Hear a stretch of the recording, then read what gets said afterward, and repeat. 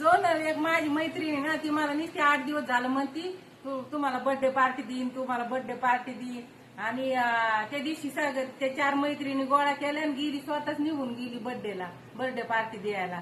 आणि मला घेऊन नाही गेली, पण त्यांना खायचं होतं चिकन मटन आणि मी तर काय खात नाही. म्हणून तिला वाटलं की डिस्टर्ब होईन, आता इथं काय खात नाही, आम्हाला हिच्या संग तेच खावा लागल, म्हणून मला घेऊनच गेली नाही.